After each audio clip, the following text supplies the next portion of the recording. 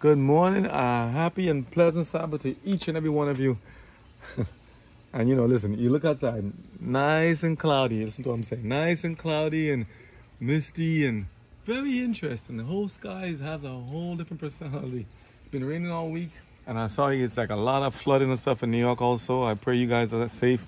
I see some flooding in Carroll Street, downtown. I mean, all that stuff. I'm like, wow, such kind of floods in these cities. I'm like in the boroughs. I'm like, I would just let you know it's not by accident. And I pray nobody's harmed. No people. Worst thing is people getting drowned in their basement as the water starts to flood into the basement. I pray none of that happens. I just say, I pray the forecasters on those give them heads up advance notice, because this kind of flooding is happening around the country and around the world in different ways, and many people attribute different reasons for it, but by the grace of God we will know the truth of why they're happening.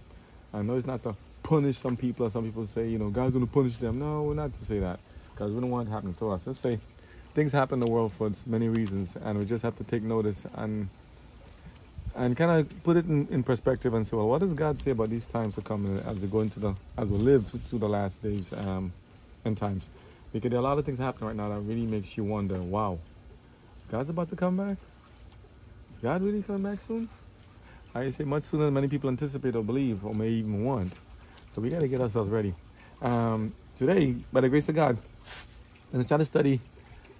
I was trying to decide. I'm like, what? Exodus, Daniel. Daniel is a big book, very powerful, very loaded, a lot of different prophecies, a lot of stuff in there. So I think we might do a little bit of like Daniel, but we want to focus more at this part on his character, and not just him, but Shadrach, Meshach, and Abednego, the Hebrew boys, taken there. But besides that, we said, who else? There, because the children of Judah were taken captive, pretty much as a kind of like a punishment for their disobedience to God and His law over time. And from after the Exodus experience, in the Old Testament, we're still gonna be in the Old Testament, but Exodus experience, they traveled to the Promised Land, but because of disobedience and not following God's law, they became captured and taken over by other groups. And I think you'll even have the story of Jeremiah, where he was trying to prophesy what was going to happen to them and how they're going to be coming out of it. So the Old Testament stories are very interesting. We don't hear much about the details of them and what it is. We only hear about the big thing. Daniel in the lion's den, and other stuff. But there are also little stories that are there about Nebuchadnezzar and little things about the character of other people that we need to look into. So what I will hope to do by the grace of God is to go first and read some stuff from the Old Testament, just a little bit of the chapters of Daniel, and then we're going to try to tap into Prophets and Kings by Ellen G. White, about some of the characteristics and the traits of what the young people should be focusing on, as well as us. What happened to Daniel? What happened to them?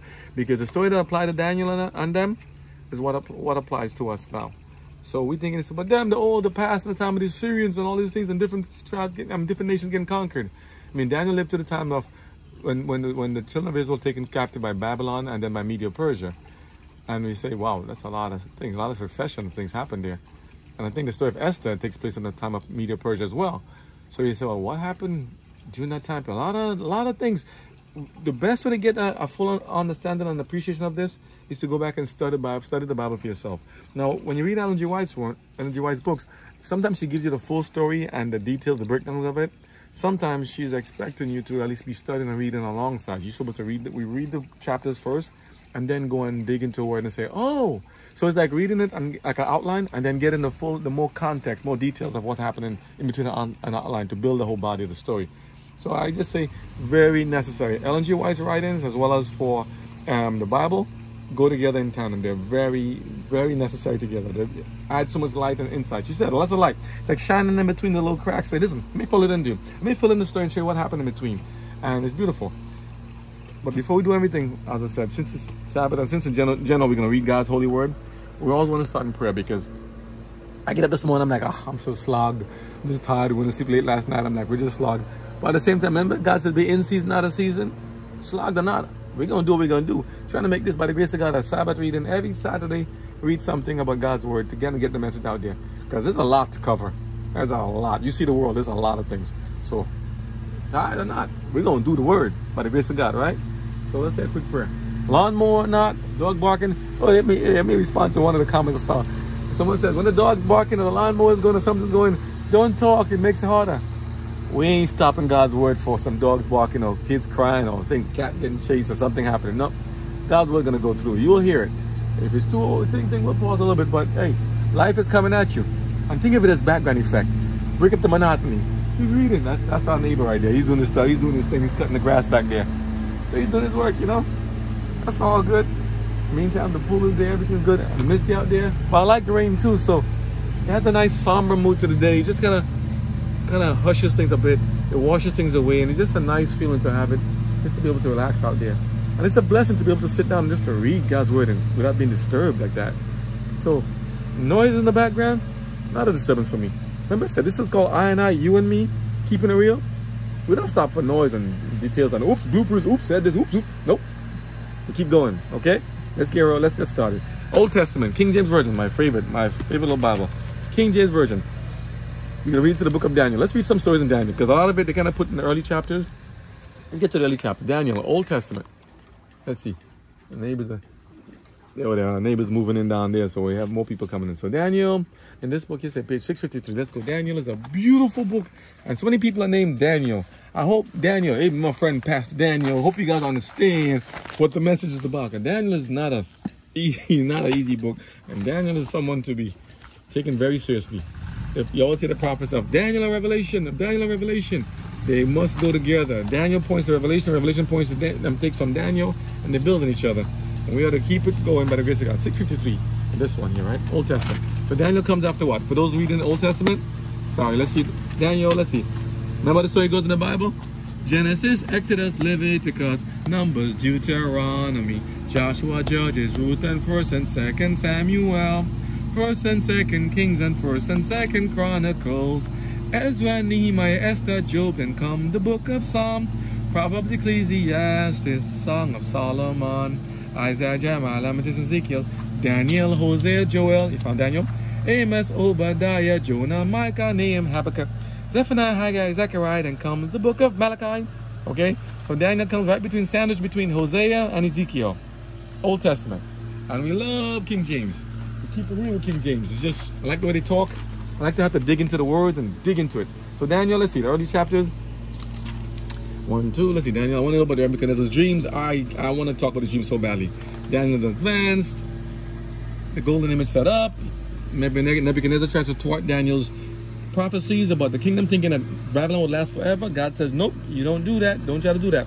We're going to jump around a good piece of this today. Nebuchadnezzar acknowledged this God's dominion. That's cool. Daniel's interpretation of his dream. Impious feast of Belteshazzar, dream fulfilled. I think we'll get to Belteshazzar after and see, because a lot of things happen. The ram and goat. So this is the ram. Daniel's vision about the ram and the goat. We're not gonna go too deep in it. Daniel cast into the lion's den. Let's see. Let's just see how far we go. Let's see. If you have time, remember, we're not gonna have flashy showy. We're just gonna have background and everything else there and everything else. And thank you for the, what do you call this smoothie? What do you call this? Ampalaya smoothie? Pineapple? Ampalaya, bitter melon, and pineapple smoothie. What's that? Before you Regine's on the anything camera. you eat. Regine's on the iPad, on the Apple phone. So she's trying her best trying to get it over here. And look at us set up here. Hear this. We had the pool open yesterday so they can bathe and jump in the pool. And we have all the stuff here. So we have some things they call like pool pillows. I'm trying to find a way to make sure that when all the rain comes, you can just wash up on the side. So I'm trying to stack it up higher. But yeah, it's a work in progress. So forgive the mess and the contraption. We're out of season, but we're going to do this by the grace of God. Let's pray first. Dear Heavenly Father, by your holy mercies and grace, we ask you to please help us as we're about to open up your holy word in the book of Daniel, as well as Angie White's writings. And let us learn how to apply the messages. Let us learn, despite all the noise or distractions around us, let us focus on your message. Let us understand the significance of what it means to be a Daniel, to be a Shadrach, Meshach, and Abednego in this particular point in time. Let us understand what happens from disobedience or obedience to God's law, including an appetite and in our choices and our behaviors and our mannerism and in developing our character. Teach us to do your will by your grace, honor, and mercies, Lord. We thank you for loving us and giving us so many wonderful things. Your name be praised, Lord. Amen. Okay? So, I like how the Bible, the book of Daniel goes. He just starts right into it, talking about it. Daniel, Shadrach, Meshach, and Abednego, where he came from and what happened. And I like it. I like Daniel. Okay? So bear with me. I know you might be saying, oh, this is going to be long. We'll try to break it up into maybe like 30-minute segments or maybe an hour a piece and break it up. These you can use as readings in the background when you're in the shower or cooking or washing dishes or driving in the car, going somewhere. Use them as a background. You know, you can call it podcast if you want like that. I have all the details and the sounds, but just take it as it is. The book of Daniel, King James Version, the Old Testament. In the Hebrew, this book is counted as one of the writings, but in Greek and all subsequent translations, it was placed among the prophets. Its glowing message of faith under persecution is expressed by both narratives set in Babylonian exile, chapters 1 to 6, and visions veiling the Maccabean revolt, chapters 7 to 12. That the middle section, chapters 2 to 4 and to 7, was written in Aramaic is noteworthy. So people say, well, how do you know these books are real? How do you know it's real? God actually gives little landmarks. These kingdoms existed. We're supposed to go back and say, let's see what science and archaeology and other things prove. Take the time and go and say, were these things true? Was there really a Babylon? Look into modern day Baghdad and Iraq. Was there really Media Persia? Were there really the Greeks and Romans? Were these kingdoms really exist? Yes, they did. Yes, they did. You look at Aramaic. Look at the text. Look at the stuff. Look at the findings. God's word stands the test of time. It is real. Okay. Okay. Here we go. How many minutes so far we on? 11 minutes ready just for introduction. Should I cut and start over? We said when you're starting over, yeah. Now I'll give you a little bit. So this is memorable. Not just straight into the message. You need to see my big head every now and then with poppy seeds in my teeth and, you know, a piece of work, right? You love me? I love you too. God bless you. Let's go. Thank you, Jesus. Let's go and see your word. I love to hear this. In the 3rd year of the reign of Jehoiakim, king of Judah, came Nebuchadnezzar, king of Babylon. Right? Wait. Trying to get it set up here. Okay.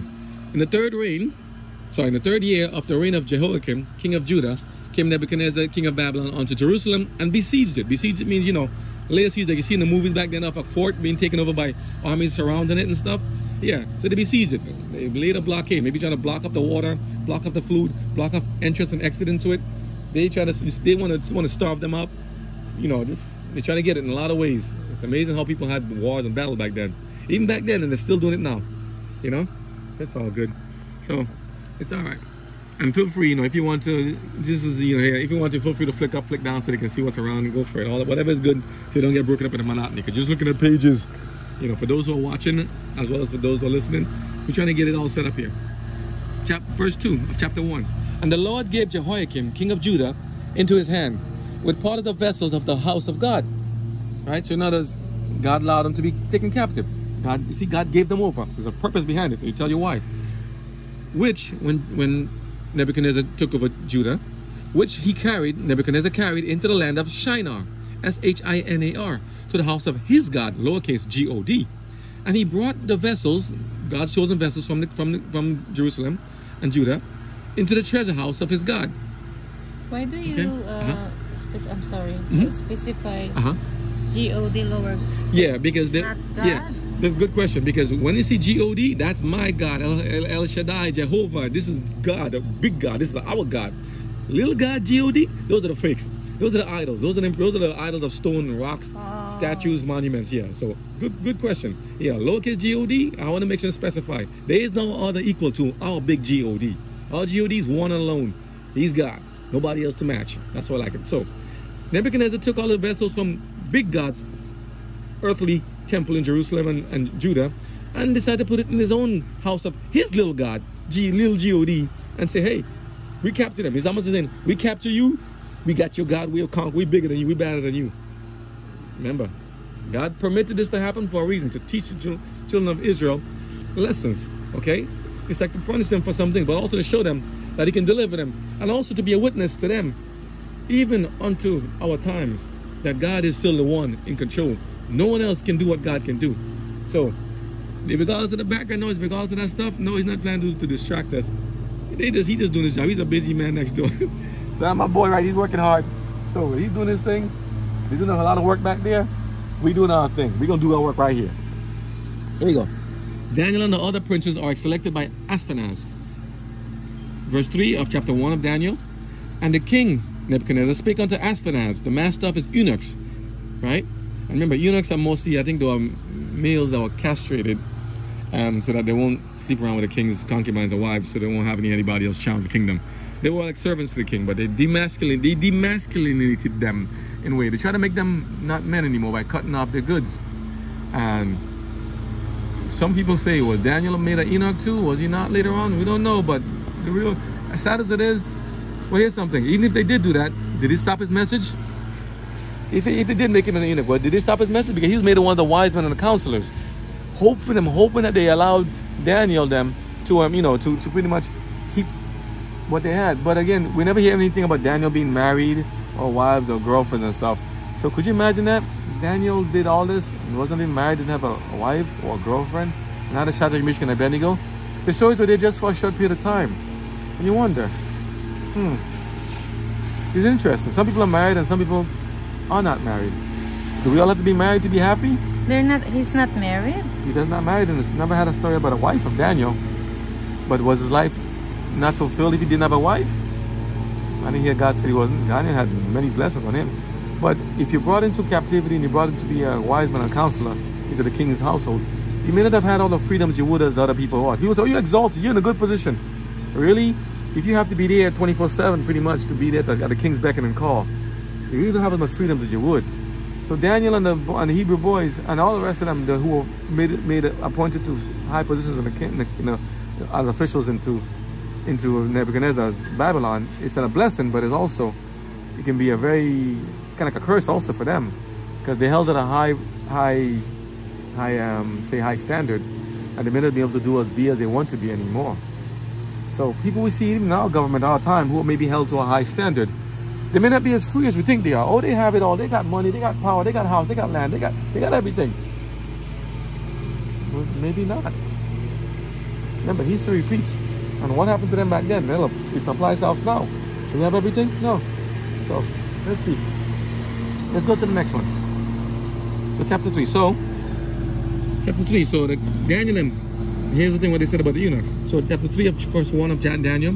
And the king spake unto Ashpenaz, and the master of his house, master of his eunuchs, that he should bring certain of the children of Israel and of the king's seed and of the princes.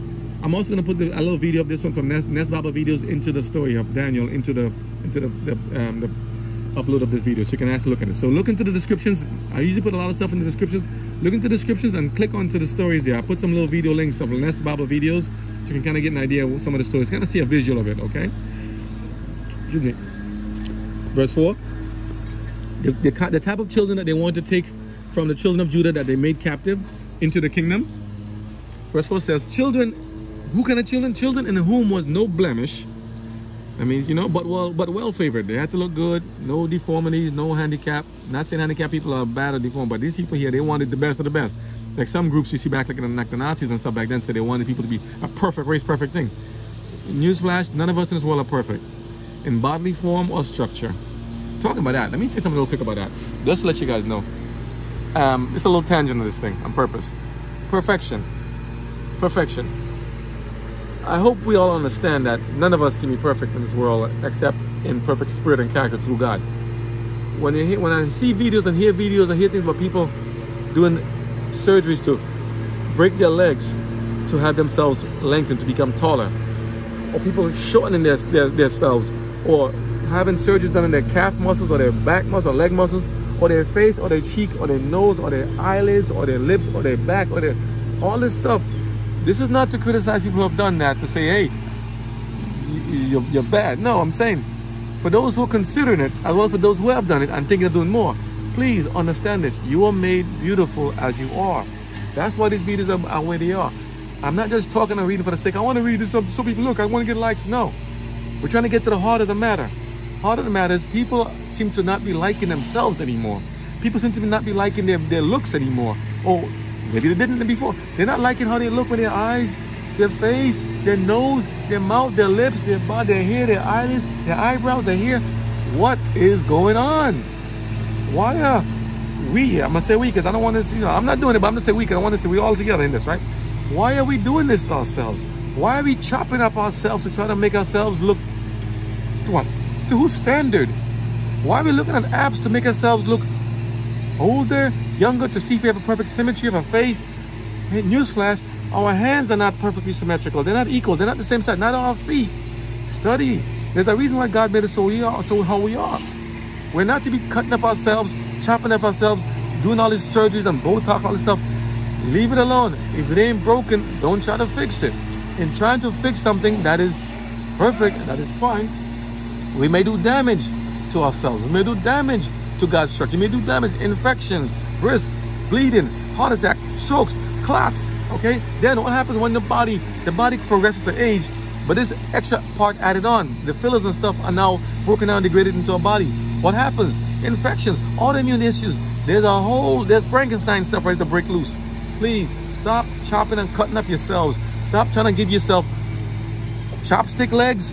Seriously, to be skinny and to be skinnier.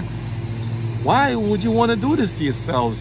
I'm talking about a lot of people seeing not just, okay, not the Asian continent for one. I love you guys in the Asian continent, as well as other places too. Other places too, trying to lighten their skin, darken their skin.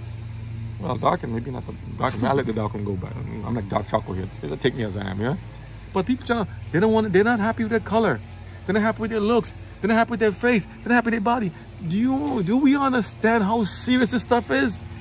Who came in? Remember I told you, hearing we don't hear, seeing we don't see, but we're listening. We're listening for the next trend. What's the next fashion trend? What's the next thing to happen? What's the next thing to do? How should we manipulate? How should we mutilate our body? How should we chop up ourselves? How should we cut up our chest, cut up our behind, cut up our legs, cut up our thighs, cut up our nose, cut up our face?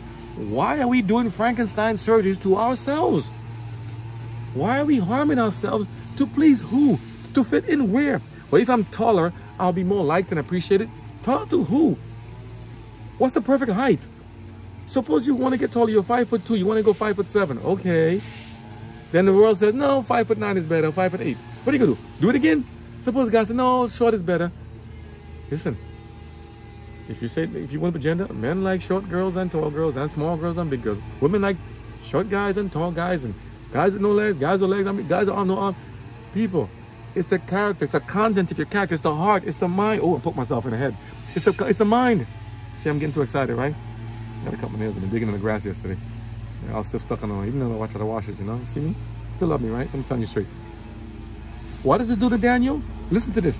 Daniel and the Hebrew boys here said, listen, we know what's going on around the world. We're in Babylon. Everything crazy is going on here. Everything here. Every makeup, every kind of thing is going on. Every dabbling. You know what the makeup industry is so big also? Women. That's why they look at you guys. You guys are like an open purse in a piggy bank. They want you guys just the same now. It's just getting like that. You're like a piggy bank. They know that if they tell you that you don't look good, you're not pretty, or you're too hairy, you're too dark, you're too light, there's something wrong with you. No, nothing wrong with you. They're lying to you. You're fine. Don't mess with your eyelids. Don't mess with your eyes, don't mess with your lips. If you're in a fire and got to do reconstructive surgery, emergency surgery, something for a reason, for purposes, then sure, do it. But don't just start chopping yourself up because somebody told you to be perfect. You have to have wolf ears and have this ears and this lobe and that lobe, or to have your lobe lengthened out, have your lips like and bottomed out. I see people putting coins and stuff into lips, and then their ears make this big ding dong. What are people doing? Stop it. Stop doing. Who told you that to do this is beautiful? To have, you see, like different. I'm not okay. I gotta be careful, but I gotta be straight. It's a cultural thing. When you're born, if you're born with your ears having these things built into your nose and lip and everything, then say, okay, that was God. If you decide to do this to yourself and get yourself lengthened and make your ears, put these rings and make your ears bigger and bigger and bigger and bigger, or your nose bigger, put how many more bolts and stuff to your nose and crisscross and things to your lip and things to your lips and things spikes to you. You know what I'm talking about? Look at YouTube. Spike into yourself, all kind of stuff put into yourself here. Rings around your neck to make your neck longer. You know what I'm talking about? Rings around your neck. And the more rings you can have, the more beautiful you are. What? Who told you that? Who told us that? Why are we listening to them for? I need to lengthen my neck out. I need to lengthen my arms, my legs. I need to be tall and lanky. I mean, I watch videos of people training for Kung Fu and other things. So you understand how this is taking a tangent on purpose? We watch videos about stuff about how people got to do things to train and exercise and to build themselves up. That's one thing. But why are we adopting standards that God didn't set forth in the Bible and the world as if it's to be better for ourselves? If we all did the same thing, what would be the outcome in terms of that? When you do follow the world standards, it usually ends in disaster. We're not supposed to be breaking our legs to lengthen our legs. I'm like, seriously, can it get any worse? How much, what next? That's why we're making these videos. asking, what next? Why are people doing these things to themselves? What next? It's not enough. Here's the thing. Next, you know some places they tell you to suicide yourselves? Here's the thing. First they tell you, you're not pretty, you're not handsome. You need a 6-pack, you need an 8-pack, you need a 10, you need a 100-pack. You need to have these on, you need to have that on, you need to have this thing, you need to have this kind of pants, this kind of shirt. You need to, somebody's always telling us what we, teachers having itching ears. What do the people want to see? What's the new trend? What's the new fashion? Stop following trends. Stop following these kind of things. Do what God asks you to do. Okay, before they wear robes and stuff. Now they wear pants and shirts, and some places they wear, you know, kilts, whatever. But I'm saying, why all of a sudden we just are so unhappy? We're so bored with ourselves. We don't like ourselves. I love myself. I'm hoping that those listen to love yourself too. But why are people so quick to go there and mutilate and chop up themselves to be something else? And to whose standard? And when you do it, here's a hint. People are not impressed. People, they go, if they don't have attention span to listen to some things, a little bit here and there. So it's like a new device and gadget in the car. I see them doing the Mercedes kind of mud walk, like a bouncy walk thing, and the crab walk from the GM and all this kind of Hummers, all these different things. These are little fashions, but you know what's after a year? Angel rings for the eyes and the BMWs. All remember back in the days? But now look at it now. It's like it's passe. 5-10 years now, it's like passe. Trends come and go. Records are made to be broken. Oh, well, they're like me now. If I'm taller, I'll be more welcomed in the circles. If I'm more fuller, if I have a child, if I have a man, if I have this, then I'll be more welcome and accepted into society. If I have this, if I do it according to the world standards, I'll be better accepted. Yeah, right. Yeah, right. The world don't care about you. The world don't care about me. Okay, the world cares about itself. Who's the world? Satanic forces manipulating things and trends in society to tell us we ain't perfect, we're not good enough, we're messed up, we're like monkeys messed up, we have no purpose, we have no goal, we have no beginning, we have no ending. That's not God. God said we have a beginning. We came from Him in the beginning. We came from Him, creation. We have a purpose. We're gonna meet Him again to live with Him in heavenly Jerusalem. So when you read God's word, it gives you purpose and value. And this is what I mentioned this thing to you. A lot of things that happen, a lot of it before used to be like old people doing older middle-aged people doing stuff to themselves to say they want to get them. But then they were younger and younger, but now they're getting younger and younger. And I'm like, if they could only learn to have a character like Daniel and understand, we have to purpose in our hearts and minds to focus on God alone. Stop watching yourselves. Stop looking in the mirror. Stop messing with the scale. It's the same as it was yesterday. 1-2 pounds, 1-2 ounces. Stop. Stop looking at stuff that doesn't purport to godly messages. That's not godly treasure. We're busy watching ourselves. When we watch ourselves too much, we are starting to idolize ourselves. When we idolize ourselves, we take our eyes off of God. When you take eyes off of God, you put yourself on vantage ground for the devil. We put ourselves in an area whereby we start to miss God's blessings. We put ourselves in an area whereby we're now violating God's commandment because now we're putting ourselves above God. By idolizing ourselves, we put ourselves above God, we violate and break God's commandments. When we do that, we open ourselves up for trouble, disaster. Okay? If you love me, keep my commandments, God says. Meaning that, don't chop yourselves up. Stop trying to fix what's not broken. If God made you and He said, okay, on the 6th day, and He said everything is good, it's good. It's good. So, why does this have to do with Daniel? Daniel was young when he was taken. So what somebody else, so what other Hebrew boys, Shadrach, Meshach, and Abednego. We're going to go over the character of him here soon. We need to study more of the character of these characters in the Bible to understand what we need to do to be as they are. To what we need to do to be as they are in this life to say, is this what God is? We need to ask ourselves every day, Lord, what shall I do today, Lord? What do you want of me to do? How shall I be, Lord? Not, what did they say about me today? What message did they say about me today? What did they tweet about me today? What's the Instagram about me today? What's the Facebook thing about me today? What's the new posting today? What's the new trend? Irregardless, God remains the same. So is His words. Focus on His word. Trust in the Lord with all thine heart. In all that ways acknowledge Him. Focus on His message, His wish, His desires for you, His values, His love, His laws. The rest will be taken care of, okay? Seek the Lord with all thine heart. In all that ways acknowledge Him. And you know what I mean? And everything else will be added on to you. Not according to what you want, but what you need. Okay? Let's defer and say, Lord, you take over. They're doing the leaf mowing and blowing and going, you know, and so a lot of things always happen on Saturdays, right? We always say, but Sunday you don't see much stuff happening because it's Sunday sacred. But we talk about the Sunday and Sabbath and Sunday and stuff already, right? Many people in the world know about the difference on Saturday and Sunday. And they just think, what's the day? I don't know. We do the biggest shopping and game day and all that stuff. We do all this stuff on Saturdays. not realizing Saturday is actually the Sabbath, the seventh day of God, as in from creation, and He hasn't changed. And if you want to know where it is, look at some of the other videos I have about the Sabbath earlier on. Made a couple months ago. The Sabbath still stands, nothing has changed, but the world doesn't know about it. So God's asking us to go there and tell everybody and to spread the word. So if you see these videos, like them, share them. Like them mean that people say, okay, they actually wanted to see, because people like to see likes. And what's new? How long this video was made back then in a week ago, 2 hours ago? We love to see the new, more recent stuff. That's me. Maybe I'm speaking for myself.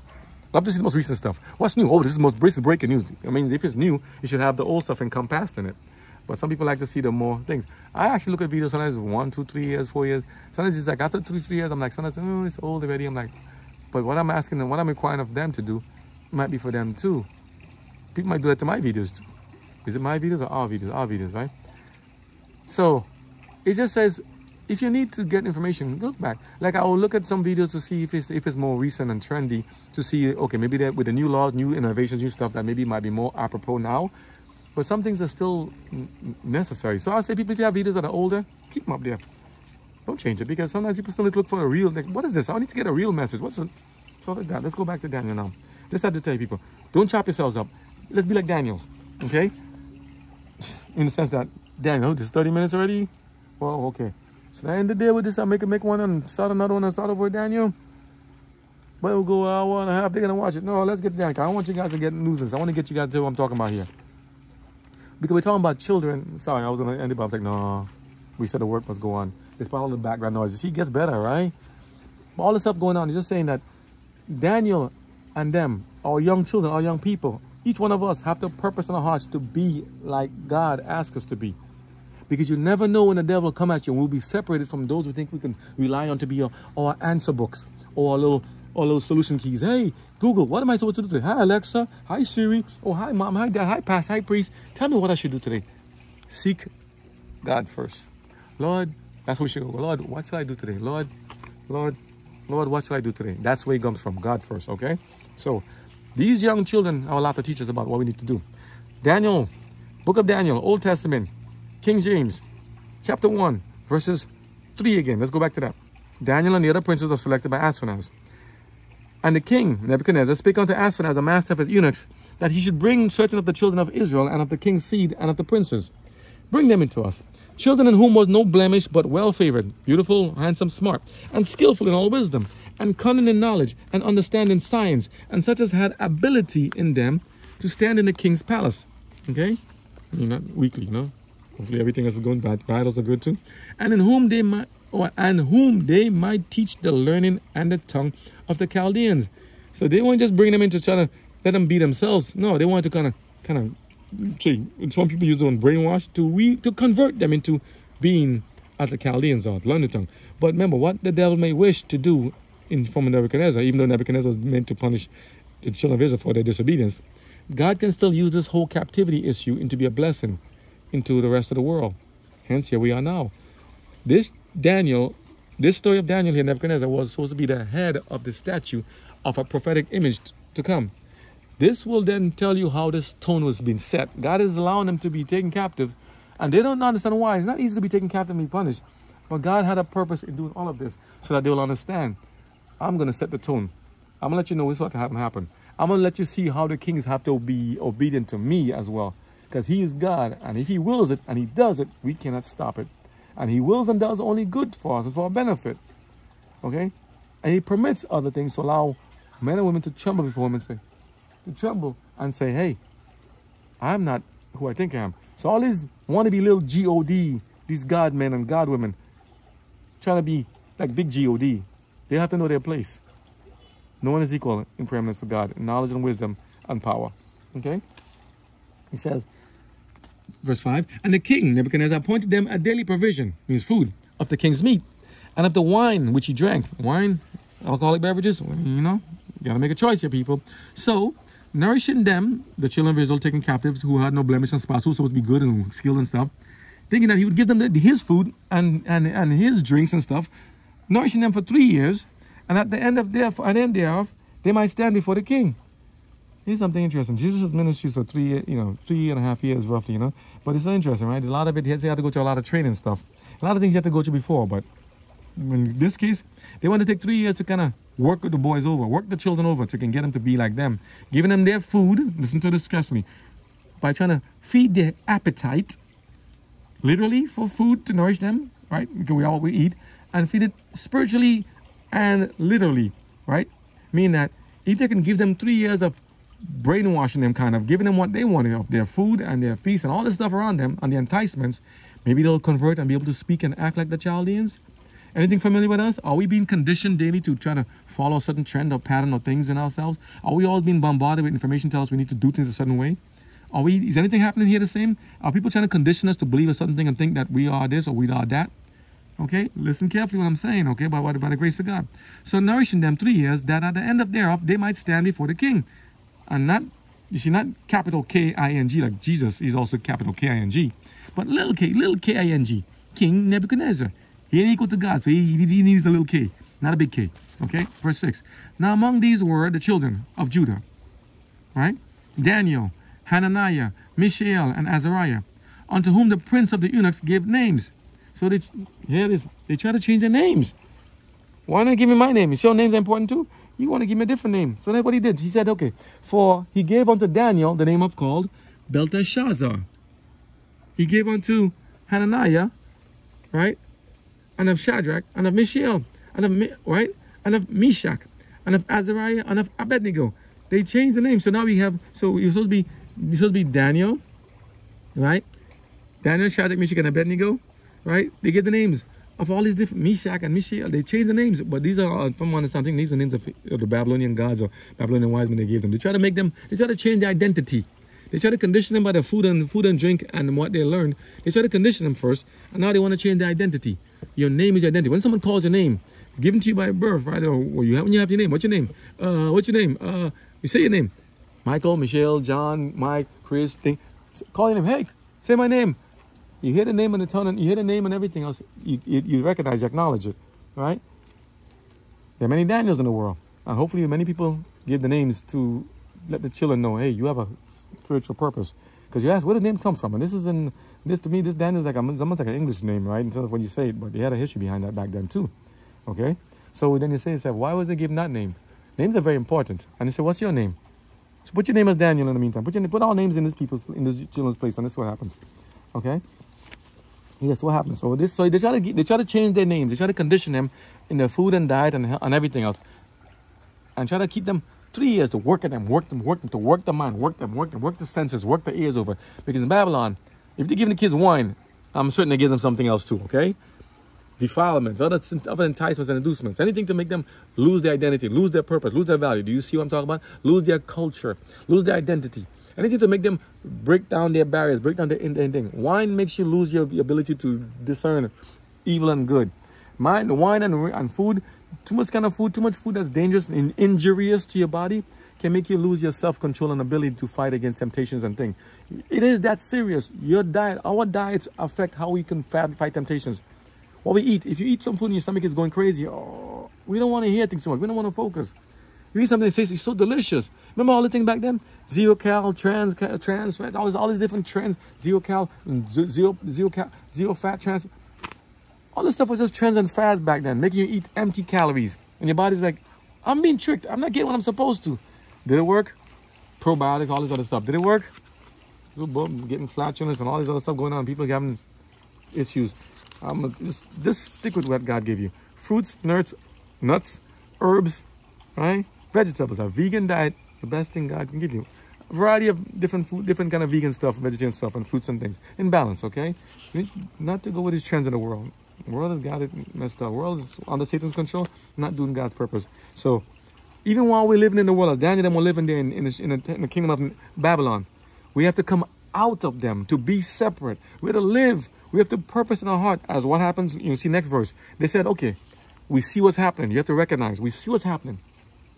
We smell the foods and we can sense what's going on around us. We're young. Because I'm telling you, little children can do a lot of good things. Okay, great things too. We're young, but we have to know where we're living.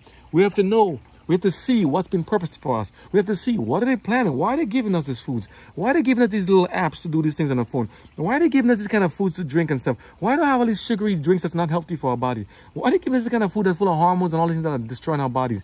Why are they trying to condition us with all the movies that show us to be really sensual and promiscuous and to defile our bodies and to curse God and to drink and smoke and do bad things? Why do they give us all these things to tattoo up ourselves and to denigrate ourselves and to abase ourselves and to walk around naked and destroy ourselves? Why are they giving us things? Why are they giving us these things to destroy our bodies and to chop up ourselves? Why? They want to condition us for our destruction. They got to chop up in pieces. They kill by 1,000 cuts. That's how you put it. Okay? So they try to work on Daniel and work on the boys, work on the children, work on them. They had everything fine already, but they want to work on them. But here, Daniel said, we see it. We said we got to have a character like Daniel. We have to have a character like Daniel and the boys. And I say women too. So for Daniela, okay? Call her Daniela. If you're a lady in this one. We have to get ourselves conditioned. Women, be very careful what they try to present to you. Because most of the industries you see targeting children are targeting women in particular. Especially the beauty and the cosmetic industry and the makeup places and the surgical and reconstructive surgeries, all that kind of stuff on different things. They target women especially because women think differently than men. Women are more prone to looks. You see, guys, we just dress a deep shirt and some pants. We just come out there looking like, But some women differently. They have a lot more care to give it to themselves. There are a lot more things. There's a line all along at the women's bathrooms. Just saying. You know what I'm saying? Truck stop. Maybe, okay, guys, for the women's case, if sometimes, you got to get late, just don't bother ladies. They're trying to go to the bathroom. People, those places where they have more women's bathrooms, make more so they have more so they can get there faster. Because when we got to go on a trip somewhere, we got to wait for them to come out of the bathroom. They have a long line. It holds us up too. So let's give women more accommodation. Make double the capacity. I think they do already in some places, right? Double the capacity to do in the men's zone to women's get stuff. See, I'll get me off on a tangent, but go back to Daniel.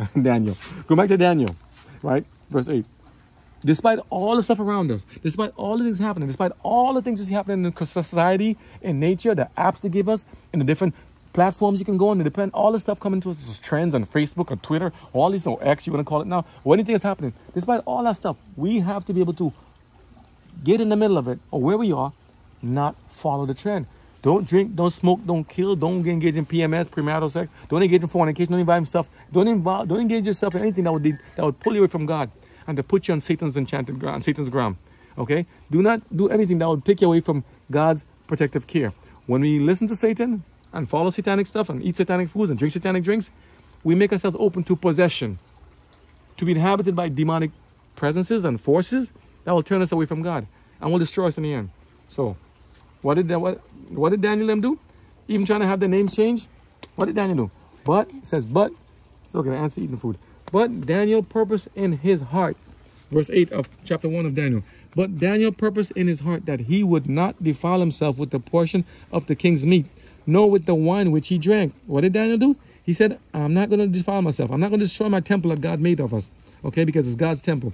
Daniel purposed in his heart that he would not defile himself with the portion of the king's meat, nor with the wine which he drank. Therefore, he requested of the prince of the eunuchs that he might not defile himself. He said, can I make a special request? What God said, ask and thou shalt receive. You got to ask sometimes. And ask sometimes with your bargaining power and your leverage. Do you need to comply with everything else? Just say no. You say no, I say no, they say no. They have to yield. Because I don't want that product. I'm not paying for it. I'm not buying their stuff. I'm not taking their stuff. But you must work together, collectively. What he says here. He said, I don't want to take their drink and their food, their drink and their alcoholic wines and beverages. I don't want to defile myself. I need to be strong. I need to be able to resist temptation. Let me talk slow and enunciate. I see people in videos saying, talk slower, enunciate more. You see, I talk faster because I'm trying to make the videos. I know it's a lot of information. I'm trying to compress it, but I guess maybe I'll try to talk slower to make it not like a barbarian, right? I talk like I talk to my, when I'm relaxed, fast. So let me go slower. Verse 9. Now God had wrought Daniel into favor and tender love with the prince of the eunuchs. God allowed Daniel to be well favored in him. That the eunuch to say, hey, this guy is really different. He stands out. Something nice about him. He's a nice guy. Like Joseph, right? And verse 10. And the prince of the eunuchs said unto Daniel, I fear my lord, the king. He feared what the king's order with Nebuchadnezzar. Who had appointed your meat and your drink? He said, I fear what the king might do to me. For the one who made your rest of your diet, your food, your provisions for the day. For why should he see your faces worse likened than the children which are of your sort? And for those who want a nice detailed explanation of this, listen to a gentleman called Pastor Doug, D-O-U-G, and then D-O-G-E-H, Doug Batchelor. he did a nice breakdown of this, of the foods and stuff. I like the way he presents his messages. He's helped me so much in the past. A lot of us in our family. Just the way he presents his message of a Q&A type. Obviously, why was it this and this such and such? He did does a very good explanation of this. Hopefully I can try to link it in this also. But you know, so the eunuch is saying, I understand you want a special diet, something different, a vegan-based diet. He actually asked for a plant-based diet. He didn't want the meat and the wine and drink. He asked for a vegan diet of pulse and other things like that. I want to say peas, but it's a plant-based diet he asked for, right? He said without any special flavors and seasons, just plain simple, no artificial flavors and colors, just plain simple things, organic. Add that there. He said, why would you? He said, why do you want me to give you this special diet and then you end up looking worse than the other kids? That's what the eunuch is thinking. I give you this, you might look worse than them. You might look sickly. You might not be nourished. So I think the eunuch is trying to be honest. He's trying to say, hey, this is what I learned. This is what I understand. That we all eat this kind of food. We all drink this kind of stuff. You know, could it be that God is using Daniel to try to teach them a lesson as well? Could it be that God is trying to show them that, hey, you can be different and be unique? Sometimes the world needs to learn from you rather than you learning from the world. Could it be that God's putting Daniel into place of promise and all of Hebrew boys them to make a stand, to let the people know, people in the world, you've gone so far away from me, God. Let me show you, if you turn back to God and do it God's way, what can be your possible benefits and blessings. I say this story has many different angles you can look at it from. And I believe God allowed them to be taken captive and brought into Babylon so the Babylonians could learn of the children of Judah on from the stance that Daniel, Shadrach, Meshach, and Abednego made to become so powerful from just by being humble and yielding to God's will and God's laws versus yielding to the world's own and to the Babylonians' wishes. They purpose in their heart to stand firm for God no matter what, and God exalted them for that. We ought to purpose in our heart to stand firm for God no matter what, though the heavens fall. He will do the exalting in the end. But say, I'm not promoting you. Don't do it to be promoted, per se. Do it to honor God. He will take care of you with what he needs to take care of you later and make you where you need to be. Put you where you need to be and put you in what position he wants you to be in. We are to be here as willing vessels and messengers to do God's work and to be like angels in the sense that we are to go there and spread the gospel as he asks us to do. He'll take care of the rest. Trust in him in all your heart. Don't lean upon your own understanding. And say, if I can help God out, don't try to help God out. Okay? We just have to be obedient and listen to what he asks us to do and do by his mercies, okay?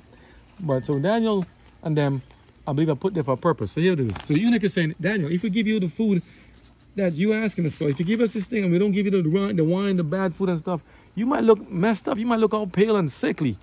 And then if I do that, then you put me in, you endanger me. I might be killed. Look what he says. He says here, verse 10, he says, the eunuch said to Daniel, for why should he, the king, see your faces? Why should he see how you guys looking, your face looking worse looking than the children which are of your sort? Those of your same age and company. If I give you those food and you start looking worse than them, then you shall make me endanger my head to the king. Meaning that if the king, this is how the laws are strong. You see all the things what we have nowadays? We may get demoted or fired or something happened to us if we don't listen to it. But I heard in even in a country before that somebody once tampered with baby milk formula in one of the Asian countries, and the punishment for tampering with this stuff was death. See similarities back then and now? It was not too long ago. But again, do we have the same standards for people who are tampering with people's food and stuff right now? Maybe, I don't know if it should be death penalty, but maybe there should be higher standards and punishment for those messing and tampering with the food sources that are destroying people and messing with the nutritional benefit of it. Maybe people should be held accountable for taking care of people's food. The farmers, we love you guys. And for those who are doing the food thing right, doing properly, please be careful how you bring the food and present it to people. Please make sure it's of the best and highest nutritional value. At the same token, those of us who like to eat, who need to eat, all of us, we should start taking measures and means of start to grow our own food. Start to grow, make your own little garden. You can do it even in an apartment. You can make a small little vertical garden in your apartment. There are ways to do it. I see it on YouTube all the time. People can start growing little things, basics. Something you like especially, tomatoes. That's the nicest one to grow easy. A little okra, something you can grow into your house, into your apartment. And here, the back, you're looking like a mess right now because the rain and the sun is coming up so much this time. But you can start growing a little garden. We have to start investing into a little bit of, country living, to get out of the cities and to go out there and to live in a place where it's more habitable and sociable for God, so you can hear God more instead of being so distracted by things of the city. Country living is one we need to get more of, or at least suburb-like. Come and get out there and go get more fresh and stuff. The world says, no, come to us. God says, get out, go further out. Okay? At the same time, right? We need to start growing and be more self-sufficient in our food. Kind of like being off the grid. Start being able to grow your own food and crops. At least start with something. Just try. Go in the back of the ground. You got a video on YouTube, but take some seeds somewhere, plant some corn, plant some peas, plant something. We're trying our hands here with some things to see what works, because your food will determine a lot. If the powers that be control the food sources, they control us. If they control the water, and remember, people going to blows and to fighting to the death for water, okay, and for salt. Listen, and for I'll say arable land, for lands that cultivatable lands. People go to war for cultivated lands and stuff. They're fighting for resources now in many places, for little things. Food is a necessity. Food, clothing, and shelter. Okay, we need to try to do things to be more independent, to have those things secured for ourselves. Okay, and sometimes by making that choice to go and do that, I miss what the world is saying. No, no, no. Leave it up to Walmart and Costco and BJ's and all the big conglomerates. We absolutely love them. We like them for what they do and help us with. But we're not to put all our eggs in one basket by being totally dependent upon them. We got to start doing some things on our own to be more self-sufficient too. Okay, so you know, in Daniel them in this situation here, I'm hoping I'm gonna take a big leap and say that maybe after they got to this testing here with the food thing, that they were given the chance to get more vegan and plant-based foods, or maybe they had the chance to grow a little garden for themselves. I'll give them that credit. I'll say maybe, yeah, but I guess they maybe got a chance to grow their own foods, because they didn't go back after they made their choice and they stuck with it. And the king saw what happened, how good they were. So in the choice of foods and diets, which tells us that we are what we eat, Daniel then made a stand, and the kingdom was benefited by it later on. And God promoted them for what they stand, when they stood for Him. So that's what He says here.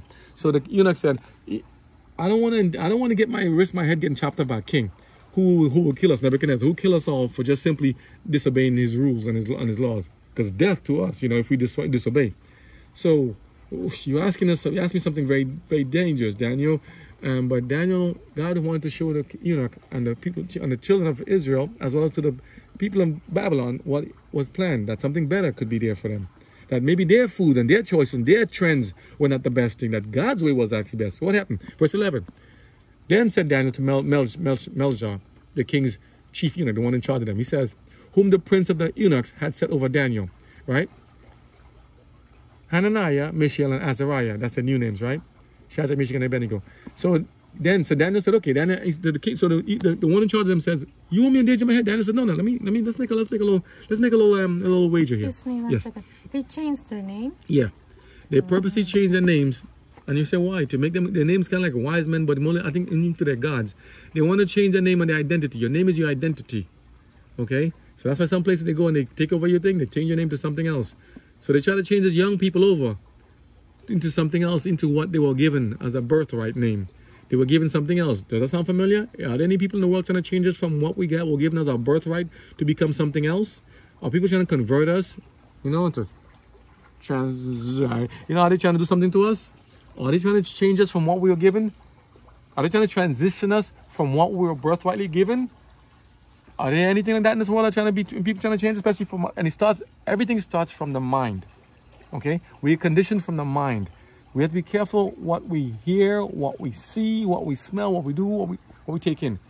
They try to work Daniel over for 3 years. Work them over. Especially with their appetite, their food. Any reason why we have liquor all over the place in so many different forms right now?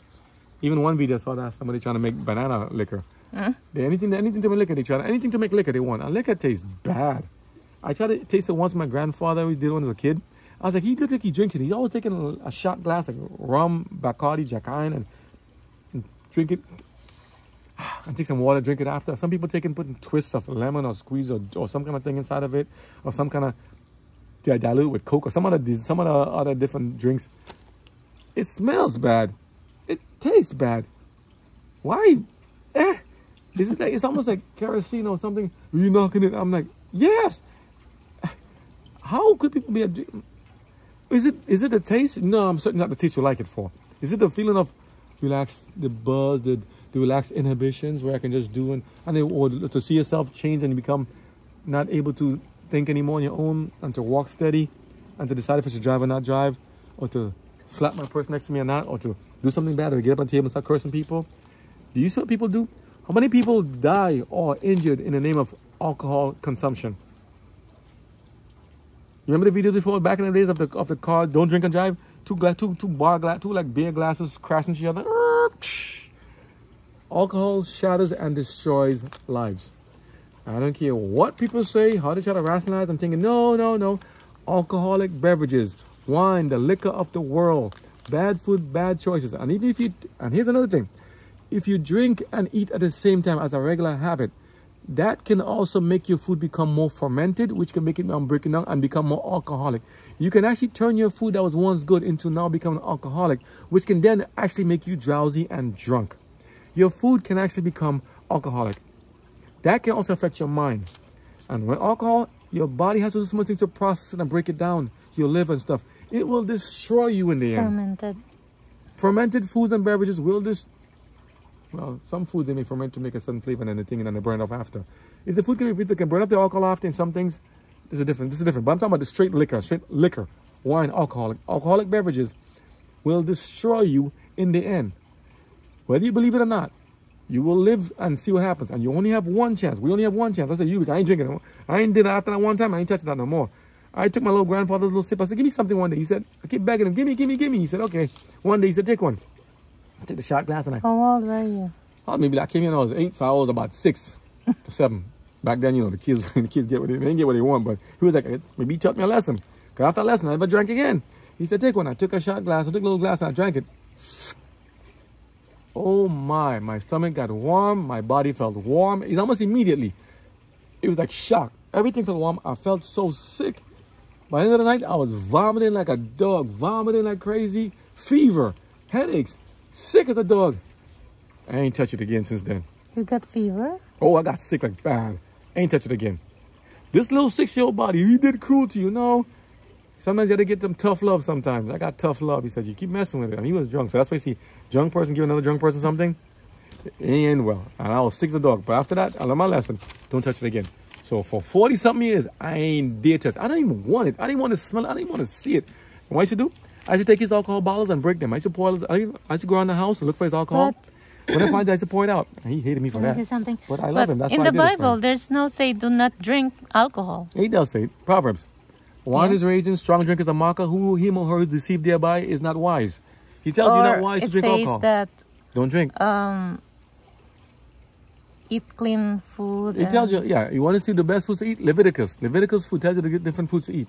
The fishes with fins and scales and all that stuff, those without it, no should eat. The animals with cloven hoof and chew with the cud, like cows and things, if you had to, in case of emergency. But in the Bible, it says wine also. Yeah, wine. So there's also wine. So it's wine, okay to drink wine. Fermented food. Wine. Sometimes people say wine means grape juice. But wine has alcohol. Wine, fermented stuff means alcohol. It means you have it there, so the carbon dioxide and everything comes in and makes it like hops and all this stuff, makes it alcoholic. Fermented beverages are not that usually pretty much have alcohol. They're not good to drink. They're not good to have. Unfermented wine, unfermented grape juice, regular juice without the process of fermentation, are what we need to have. Natural, clean drinking. Best thing, drink water. To avoid all this stuff, drink water. Water, it can't. I don't know if they can make it into alcohol. But I'm just saying, alcohol we're not supposed to drink. The Bible says don't touch it. It will destroy you, it will kill you, and you're not wise if you do it. So the wisdom is breaking it up. The root word of that is wise. So if you're drinking, again, for those drinking, you can break it. Ask God, can you please help me to stop? He will help you. Don't say but. There's no but. Ask God, let him do it. Okay? Here it goes. Verse 11. So Daniel said, listen, I know you don't want to give me the food. I know you're afraid of maybe getting hurt and killed by the king. Let me just give us let's do a test real quick on the food, okay? Test me out. Get my stuff. Let me get something different than what you guys don't do. Let's do something different than the trend. Let's do something different than the norm. And let's see. Let's prove it. Let's do a test. Let's do a scientific proof. Let's do a scientific test and see if it works. So Daniel said, prove thy servants. Listen, test me. Prove thy servants. I beseech you. I'm begging you, please. Right? 10 days. Give me 10 days. And let them give us pulse to eat. Pulse is a kind of vegan-based food. I think it's kind of like a beans or lentils type stuff. Give us vegan food to eat for 10 days. And water to drink. Not wine, not liquor, not fermented beverages. Give us just plain like lentils or pulse. And give me water. For 10 days. Seriously? Pulse. Pulse. Only a plant-based legume or something here. Pulse. We gotta look it up in the book here. Pulse. I have it here. Let me see if I have it here in this one. I didn't bring a dictionary. I didn't plan to go over that part, but let's see. Pulse. P-U-L-S-E. P-U-L-S-E. Pulse. We said pulse to eat. Pulse means, can people ask, what is pulse? Pulse. Pure. Pulse. Seed of a plant resembling the bean or the pea. So he asked for some beans, like bean soup or pea soup. That's why peas are so popular. I like peas. Pigeon peas are so good. Daniel and his 3 companions used it for food while in Babylon. Daniel chapter 1, verse 12 and 16. So he said, give me some peas, lentils, peas, and all those grains are good. Give me some pea soup. Give me some vegan food. I'll be good. And just water. No, but we need all this. So when you saw this restaurant give you all this fancy condiments and foods, seriously, no. And people are paying high money and top dollars for that kind of stuff. All he asked was this. Let's see what happened. Test us. 10 days, test us. Verse 13 of chapter 1 of Daniel, Old Testament, King James. He says, then let our countenances, look at us. Let our countenances be looked upon before thee, and the countenance of the children that eat of the portion of the king's meat. And as thou seest, deal with thy servant. He said, okay.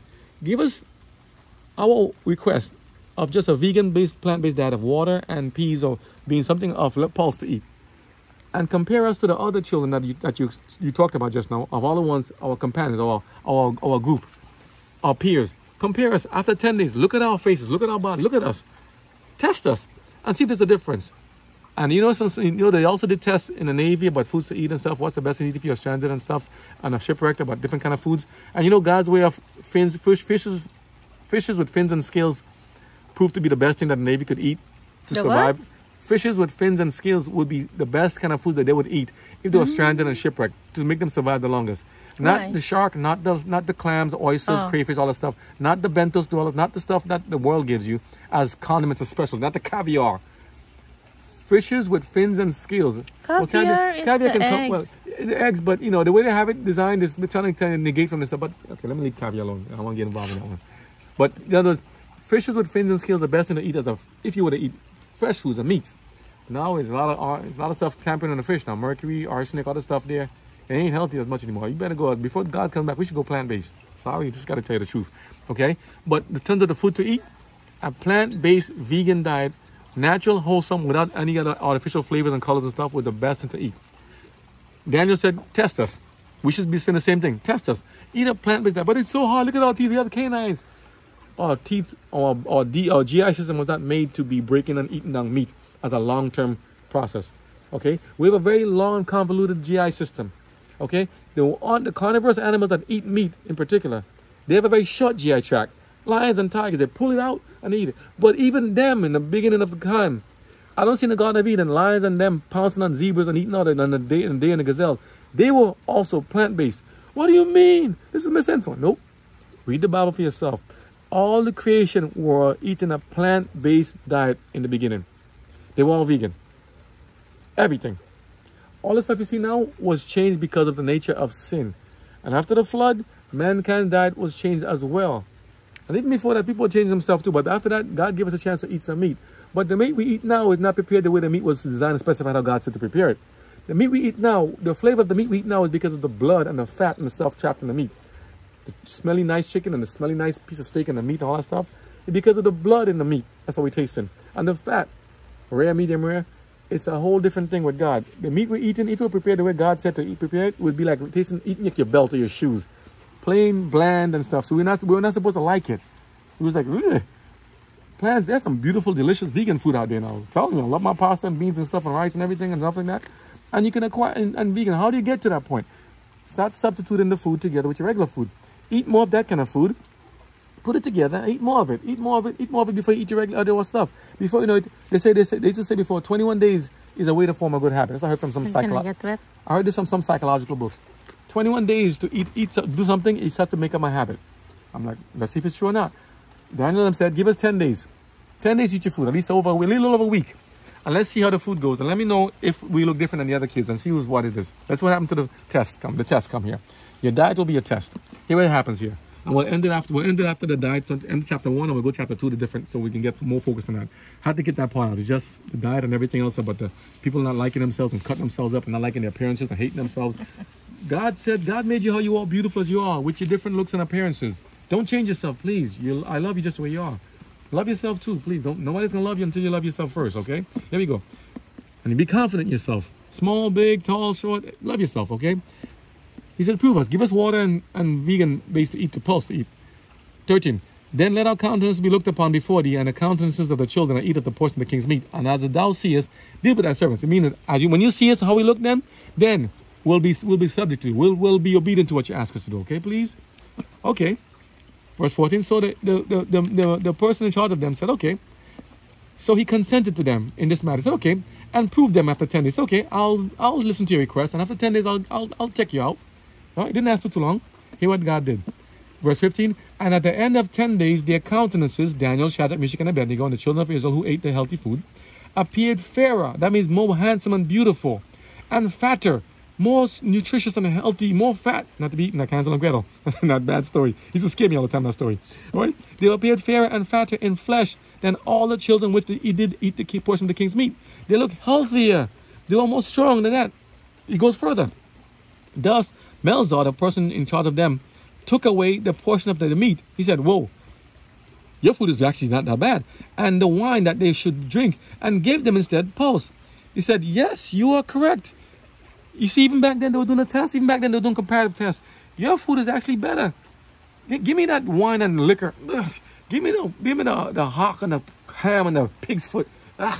Give me the swine belly. Give me the goat head and well, those are vegan. I want to make your food. Cow feet too. But give me the clams and the oysters and those. Those are the most toxic ones. I'm sorry. The bentos dwellers. Those are scavengers. Give me the buzzers and the whatever you eat that can walk around your cross your feet. And bring me some vegan. Give me some peas. Give me some beans. Give me some rice. Give me some pasta. Give me some pasta. Pasta. Give me some nice kung fu pasta and pizza. They ate that. They ate the pasta. They ate the beans. They ate the beans and the peas. What happened then? Verse 17 of chapter 1 of Daniel. As for these 4 children, God gave them knowledge and skill in all learning and wisdom. And Daniel had understanding in all visions and dreams. By Daniel them deciding to follow what God asked him to do, have a plant-based diet. God then now blessed them with the gift of having visions and dreams. And not only him, the other ones too, all the other Hebrew boys. Now that's something. 18. Now at the end of the days that the king had said he should bring them in. Now he's going to test them. At the end of the 3 years, the king said, okay, bring them in now. Let's test them. Bring them into us.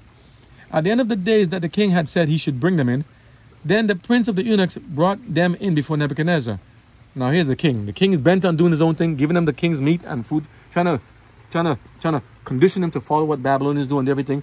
He gave them the language and stuff. He gave them the lessons to learn and teach too. He gave it to them. There's another video they have called Superbook that they do that also. That shows some things. It's more detailed about that. Only thing I don't like about Superbook sometimes is they try to take a little liberties to do a little things too much outside of the Bible and as if it is the Bible. And to make it to kind of hype it up so the kids can like it more, because when kids like the violence and the action, let kids learn to have the plain, simple words of the Bible. Another thing, your food should not be excitatory or depressive. You want wholesome, natural foods. You don't want to have food that can make you excitable. High foods and spices and all these flavors and condiments, they will make you excited. Excitotoxins will just mess up your body, your brain. It'll make your nerves, it'll burn your nerves, it'll do damage to you. Some cultures that do that thing and it's the best kind of stuff. I love it hot and spicy. Be very careful. That has an effect. Ellen G. White's books on counsels on diets and foods talks about what kind of foods to eat. We can't go into it now, but it just says excitable foods, not good for the system. Caffeinated beverages and foods, not good for the system. It will destroy your system. Even mess to give you heart disease and other stuff. Caffeinated stuff will destroy your kidney, mess up your kidneys and your water-based balance in your body, and also give you heart disease and other things. Oh yeah, they don't like to hear that, but they got to tell the truth. A plain, simple diet of fruits, vegetables, nuts, and greens, as God specified in the Old Testament. This shall be meat for you. What God told them? Genesis. I'm going to read it. If you don't see it in the Bible before, the first thing, right? That God gave them in the Old Testament, the foods. When He created, man and woman, He said, the best diet to give to you is what I give it to you. God knew what He told him. He told him, God, the birth of them. What God told him in the beginning. He said, the best thing to eat to you, for just to save in the interest of time. The best thing to eat, Garden of Eden, planted a garden tree, and the ground made the Lord to grow. The Lord commanded man and saying, yeah, it says here, chapter 2 of Genesis. And the Lord God took man and put him into the Garden of Eden to dress and keep it. Mankind, right? Men and women, right? If they made Eve too, right? And the Lord God commanded him, well, Eve came after, but But just saying, that's what he told us what mankind should do. And the Lord God commanded the man. And you see, God gave us gardens. He knew gardening was actually helpful. So a garden, a little garden, small or big, can be very helpful. Verse 16 of Genesis, in chapter 2, says, and the Lord God commanded the man, saying, of every tree of the garden thou mayest freely eat. But of the tree of knowledge of good and evil thou shalt not eat of it. For in the day thou eat of it, thou shalt surely die. That's the one about the one about the children, the fruit that's not good to eat, right? Right? Lord God, let me see. But I'm going to go back to the meat, actual meat. Then God bless 7 days and bless and bless generation of the wives and heathens and every plant of the tree. Let me see. I want to find out where it was. Let me see. Let me see the food to eat. It's in Leviticus, yes, but I want you to see what God made the food for them to eat also. God bless them. God's let us. I'm gonna have to get to it later on, but it's there. Let me see. And God bless them as fruitful, multiply, fish to see. Oh, yeah, here it is. Okay, here it is. Okay. Okay. I knew it was close. Sorry. Go back to Genesis chapter 1 verse 29 or 29. One appointment of food. I should have saw that, right? Written in there. It says, and God said, behold, I have given you every herb bearing seed, which is upon the face of all the earth, and every tree in the which is the fruit of the tree yielding seed. To you it shall be for meat. This is our diet. And to every beast of the earth, and to every fowl of the air, and to everything that creepeth upon the earth, wherein there is life, I have given every green herb for meat. So what did God give the animals to eat for it? Listen to what it said. He told mankind, I give you every herb, and God said, behold, verse 29 and 30 of Genesis chapter, I'll read up 31 of Genesis chapter 1, what God gave them for the appointment of food for mankind. Let me say it slowly. I'm getting excited about it because I'm like, this is answer a question. What was supposed to be the original diet of man and beast, mankind, men and women, and beast in Garden of Eden? The first kind of food, 29 of chapter 1 of Genesis. And God, right in the beginning, God created them in the beginning. This is the first chapter. Right in the beginning, God said, and God said, behold, I have given you every herb bearing seed. If you bear seed, you're like a fruit, right? Which is upon the face of all the earth. And every tree in the which is the fruit of the tree yielding seed. To you it shall be for meat. So mangoes, sapodilla, give me some other fruits, papaya, plums, those things with fruits. Yes, that's what you can eat. And to every beast of the earth, every animal creeping on the earth, and to every fowl of the air, so birds and animals on the earth as well as in the air, and to everything that creepeth upon the earth, everything that creepeth, that means everything encompassed, wherein there is life. Listen to this carefully.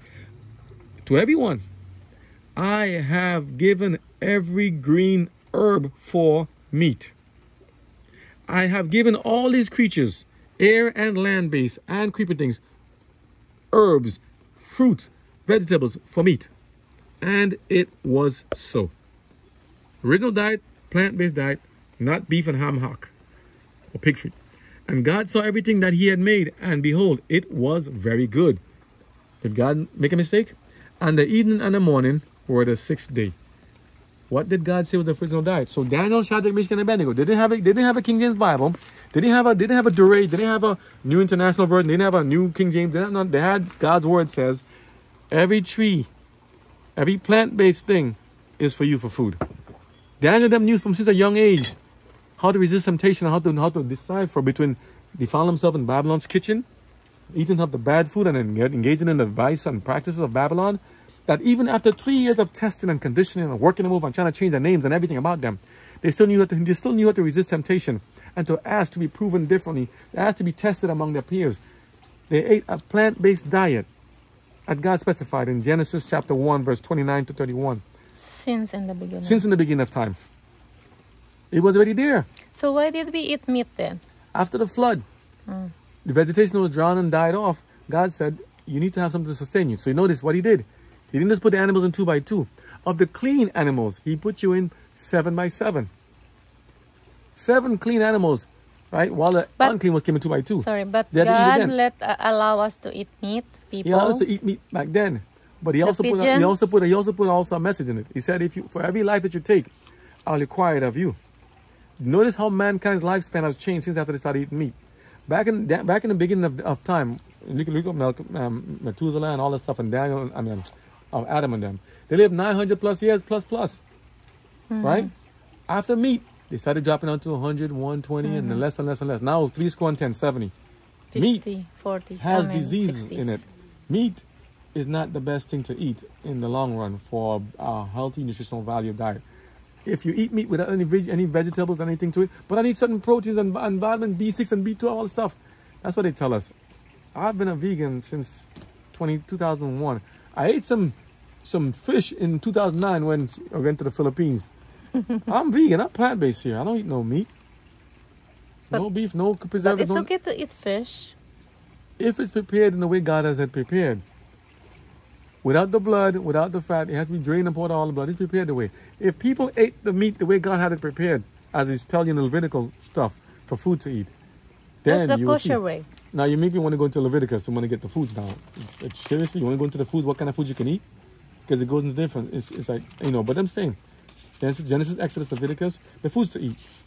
I mean, if people ask him, well, what God said, that's what you should eat, right? But you say, what can you eat for food and stuff? If you would eat meat and stuff, what does it say? They have kind of shall eat. And when I have broken down staff, he said, what can you eat for food? Idolatry, keeping the commandments, oil and showbread. Leviticus talks also about the sanctuary service and everything. We're going to get to the end of Daniel soon. Let's talk about what God says you should eat. What you should eat, because people are asking, what can we do? Neither shall I eat lie with the beast and defile myself. Oh, he's talking about what you can do. Who you should sleep with and all. Who should be your wife or girlfriend? Or he said you shouldn't have. You should have said, thou shalt not lie with mankind as with womankind. Oh boy, it's an abomination. That tells you something. Leviticus chapter 18 verses 22. We are to have husbands. Yep, we are to have husbands and wife. We also not have child sacrifice. Verse 21. Thou shalt not lie, let any of thy seed pass through the fire to Moloch. Neither shalt thou profane the name of the Lord thy God. Don't offer any child sacrifice to another God. But don't also have here, there's a talk about it here. Mankind with womankind, that's how it should work, not with the contrary. I won't say too much in detail now because they're ready to wait and scour the algorithms. But God said it here. Bible said it. Neither shalt thou lie with any beast to defile thyself therewith. Neither shall any woman stand before a beast to lie down thereunto. It is confusion. You're not to lie down with animals or boogery or bestiality. That's a no-no. Okay? Defile not yourselves with any of these things, for in all these things the nations are defiled, which I cast out before you. Okay? And the land is defiled because of that. Okay? Be other careful. Don't mess with these things. Okay? It will destroy us. Okay? The law talks about marriage and lust, eating of blood and stuff. Okay, let me see. House of Israel, what should be for life of the flesh is in the blood. Okay. Here's this. Okay. So like literally blood. Yeah, so people making blood pudding and blood stuff. Let's see if we should read this one first. We're gonna go kind of backwards. Let's see what this one says. It says here, eating of blood forbidden. People say I want to drink blood, cannibalism, all that kind of stuff, and drink blood. But they eat the blood. Here's what he tells you what you're supposed to do. Leviticus chapter 17, verses 10. And whatsoever man or woman therefore be of the house of Israel, spiritual Israel as well as literal Israel back then, or of the strangers that sojourn among you, that eateth any man of blood, I will even set my face against that soul that eateth blood, and will cut him off from among the people. I mean, God's not going to like it and cut you off. For the life of the flesh is in the blood. And I have given it to you upon the altar to make an atonement for your souls. For it is the blood that maketh an atonement for the soul. I mean, that blood needs to be spilled to make it. This has to go into the sanctuary service and all the stuff later on. It's more deeper than what it is, but you're not supposed to drink blood. Therefore, I said unto the children of Israel, no soul of you shall eat blood. Neither shall any of the stranger that sojourneth among you eat blood. Okay? Not to eat it. And whatsoever man, verse 13 of chapter 17 of Leviticus, Old Testament, and whatsoever man there be of the children of Israel, or of the strangers that sojourn among you, which hunteth and catcheth any beast or fowl that may be eaten. So you ask about meat and animals, right? Deer, cows, anything else, or wild animals, or what? And he shall even pour out the blood. He was not supposed to have any blood in it. Get rid of the blood. Therefore, uncover it with dust. For it is the life of all flesh. The blood of it is for the life thereof. Therefore I said unto the children of Israel, ye shall eat the blood of no manner of flesh. You're not to have eaten any meat with blood in it left. So your blood, your food should be like eating leather straps. Like eating your belt and your clothes. No blood. For the life of all flesh is the blood thereof. Whosoever eateth it shall be cut off. Understand? Even this, he even talks about this. And every soul that eateth that which died of itself. If you eat some dead animal that has died of its own, that which was torn with beast, whether it be one of your own country or a stranger, you shall both wash his clothes and bathe yourself in water and be unclean until evening. But if in others, but there's some things you can and cannot do. This Leviticus talks about different rites and rituals of how to do things. But I want you to understand about the blood of this. So that was about the sin offering and other things and other offerings to be offered as an atonement. But going back to the food of what to eat, The Bible also talks about leprosy and how to do this, how to clean yourself, and how to have hygiene and the priestly vestments. I want to get to the food though. Clean foods and stuff. Just to get to it, make sure I get to the offering of Aaron, burn of Nadab and Abihu, consecration of his sons, laws of trespass offerings, laws of sins I'm done, laws of meat offerings. They say it's too long. It's there. Flocks and fowls. Okay, law of burnt offerings and what to eat and not to eat. Wow, it's a lot. It talks about it here. Shall kill it himself. Let me see. Should I? Let me see. I may have to go into it a little bit later on to let you do in the interest of time. The priest shall put some. Yeah, what kind of food you can and cannot eat, because it's. I have to find it first. So let's end it with Daniel them first, and I'll start the next one with the meat offering. What you can and cannot eat. Is it here? Oh yes. Okay. Sorry. I guess God wants us to finish it. I'm sorry. Chapter 11. Chapter 11 of Leviticus. Clean and unclean meats. You want to hear what I'm talking about? You understand what I'm talking about? What food we can eat? I'll read it straight to you. We'll think after. And the Lord spake unto Moses and unto Aaron, saying unto them. Remember, God gave us a vegan plant-based diet for both animals and plants, animals and us and ourselves, right? It says here, verse 1 and 2. Verse 2 of chapter 11 of Leviticus, it says, Speak unto the children of Israel, saying, These are the beasts which ye shall eat among all the beasts that are upon the earth. This is after the flood in Genesis. And the meats that are allowed to be eat because of the lack of vegetation, right? But people crave, they want meat. They got a taste of it and they loved it too much. And now they shouldn't, we have to unlearn that. Okay? But we're not supposed to eat meat in the beginning. And God said it was good not to eat meat. For hear what he said. He said, this is what you should eat. Whatsoever, verse 3 of chapter 11 of Leviticus, Old Testament, King James Version. Whatsoever parteth the hoof and is cloven-footed and cheweth the cud among the beasts, that shall ye eat. That's what you can eat. Those that parted the hoof and is cloven-footed. Pigs not covered. Cow. Like cow, deer, is it chicken? Goat, sheep, yes, and stuff. But if you can't avoid it, eat plant-based thing. I don't want to eat them because there's more. There's more. No, there's more. 4. Nevertheless, these shall ye not eat of them. These shall ye. Yeah, he said, these shall ye not eat of them that cheweth the cud, or them that divide the hoof. I mean, even though they may chew cud of camels and have divided hoofs, he said, no, don't eat these. Who? Don't eat as the camel, because he cheweth the cud, but divided not the hoof. He is unclean unto you. And the coney, because he cheweth the cud, but divided not the hoof. He is unclean unto you. And the hare, rabbits, because he cheweth the cud, but divided not the hoof. He is unclean unto you. And the swine, pigs, ham, pork, though he divided the hoof, and he be cloven-footed, yet he cheweth not the cud. He is unclean unto you. Not eat ham, not eat pigs. Oh, that's a big industry. I'm sorry, giving you God's word straight, okay? Verse 8. Of their flesh shall ye not eat, and their carcass shall ye not even touch. They are unclean unto you. Oh boy.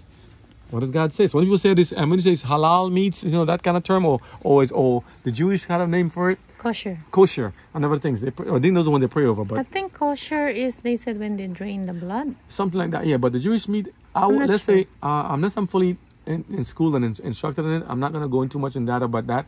But the Jews can have a way of doing it, and so do the Arabs and stuff. I don't know too much in detail what they do, so I'm not going to speak on their behalf until I know more. I'm going to stick to this God's word, as I said, right? Keep myself out of trouble until I understand better. Verse 9. These shall ye eat of all that are on the water. So back to the swine. So no pork, no ham. Think of also chickenosis and other things that eat ham. But yeah, beef, bovine spongiform, other foot and mouth disease. Beef, those are animals that can have diseases. It's a big industry. I'm not trying to knock the industry or say people. I'm trying to say stop. I'm just saying those animals have a purpose. But do you see how they butcher and slaughter some of them? And I'm just trying to give you God's word as it is. Just expounding what he said, what kind of foods you should eat. Mm-hmm. You have to make a choice based on what you understand, what you know. I'm giving you so you can make an informed decision by the grace of God, what we can and cannot eat. So people, don't hate the messenger. I'm just trying to give you what it is. Don't come, throw a piece of beef on the ground, the lawn and all that stuff, It's just not right. I'm just saying, God said this is what we can eat. Also, what we should have as husbands and wives and what we should do. Who should be as our partners. We got to be careful on what God said to be obedient, okay? We're not stronger than God. Don't try to fight against him. Okay, so the foods. So go back to verse 7 of 11. And the swine, though he divide the hoof and be cloven-footed, yet he cheweth not the cud. He is unclean. The pig is unclean unto you. Of their flesh shall ye not eat, and their carcass shall ye not touch. They are unclean unto you. These, verse 9, is, see a little symbol here? This is what you can eat. These shall ye eat of all that are in the waters. You asked about the water, right? Whatsoever that hath fins and scales in the waters, in the seas and in the rivers, them shall ye eat. Fins, scales in the waters and in the seas and rivers, that shall you eat. If you say as a safety, don't eat those things. Fins and scales, right? Verse 10, the contrary. And all that have not fins and scales in the seas and in the rivers and of all that move into the waters and of any living thing. So no sea snake, no sea urchin, no catfish, no lobster, no shrimp, no shark, no whale, and of them any living thing that which is in the waters, they shall be an abomination unto you. Abomination is a term meaning the highest sin, the highest. Anytime you hear the word abomination, means God really hates and detests this. So anything that doesn't have any, not the creature, anything that doesn't have any fins and scales, it is an abomination to eat of it. That is serious. We have to be careful. Remember, we want to be obedient students to God. Not my will, Lord, but yours. And let's see why he said that. Because he wants us to be of the best mind and character and strength. We have to be careful. They shall be even an abomination unto you. You shall not eat of their flesh, but you shall have their carcasses in abomination. Don't even mess with it. Okay? 12. Whatsoever hath no fins, nor scales in the waters, that shall be an abomination unto you. In case you didn't understand the verse 10 and 11. 12 says, it is an abomination. Don't eat them. Verse 13. On these are they which ye shall have in abomination among the fowls. Now, of what kind of birds and foods you can eat. Turkey, vultures, all that kind of stuff. And all, what can you eat and what can you not eat? Vultures. Not vultures. Let's hear why. And these are they which shall have, that you shall have, you and I shall have an abomination among the fowls. They shall not be eaten. They are an abomination. The eagle, we're not to eat eagles. And the ossifrage, we're not to eat that. And the osprey, we're not to eat it. And the vulture, as you said, we're not to eat it. And the kite, after his kind. Every raven after his kind. And the owl. And the nighthawk. And the cuckoo. C-U-C-K-O-W. Some they have a different name, what they call different names. It might be a different name in thing. I don't have time to look at it now because the video is long already. These are not supposed to eat. And the hawk after his kind. These animals mentioned, we're not to eat. Play back the video, you hear what it is again.